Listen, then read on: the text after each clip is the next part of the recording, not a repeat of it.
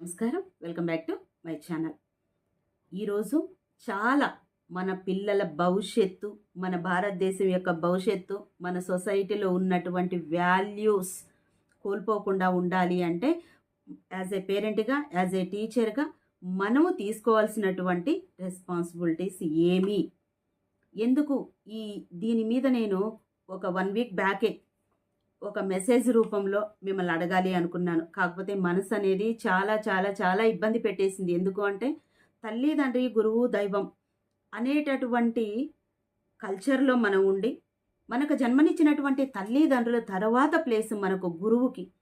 మనకు తల్లిదండ్రి జన్మనిచ్చి ఈ ప్రపంచాన్ని మనకు పరిచయం చేస్తే, గురువు మనకున్నటువంటి అజ్ఞానాన్ని తొలగించి మనల్ని ఈ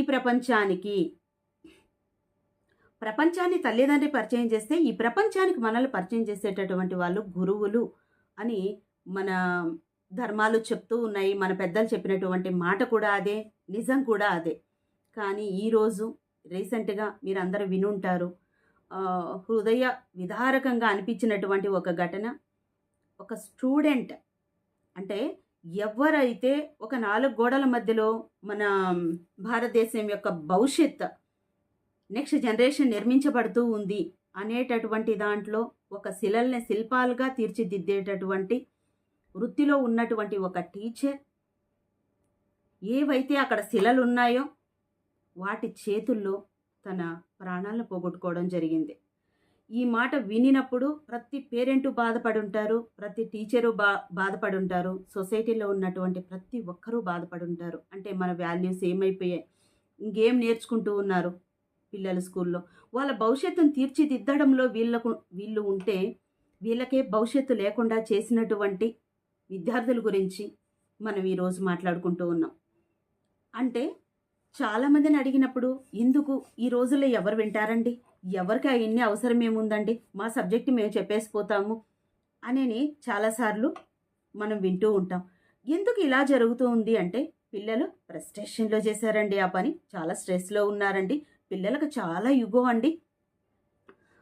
అంటే ప్రతి ఒక్కటి కూడా ఈ అగ్రెసివ్నెస్ ఎందుకు వస్తుంది, కారణమేమి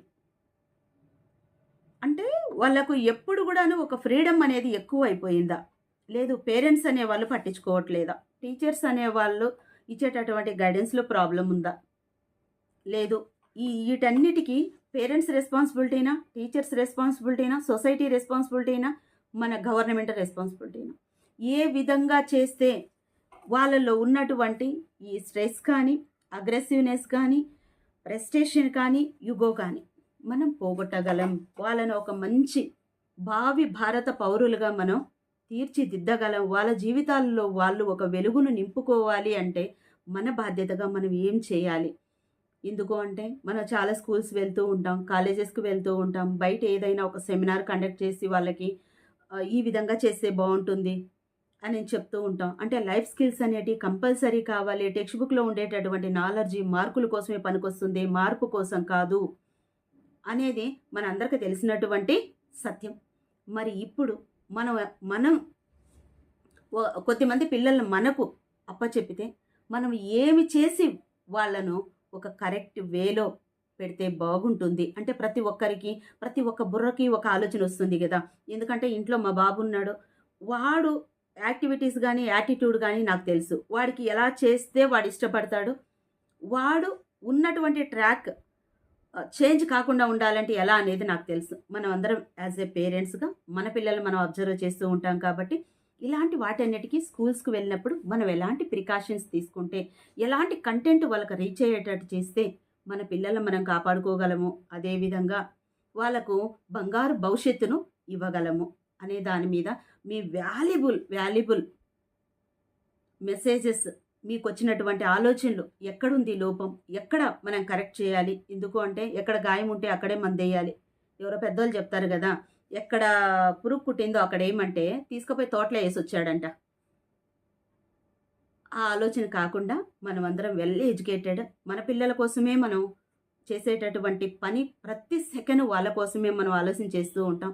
కానీ వాళ్ళలో ఉండేటటువంటి ఈ చిన్న ఇన్సెక్ట్స్, ఈ కీటకాలు అనే వాటిని మనం రిమూవ్ చెయ్యకపోతే మనం ఎంత కష్టపడినా కూడా వృధానే అవుతుంది. ఇప్పుడు జరిగినటువంటి ఇన్సిడెంట్ ఇంకెక్కడ జరగకుండా ఉండాలి. అన్ని ఫ్యామిలీలు హ్యాపీగా ఉండాలి.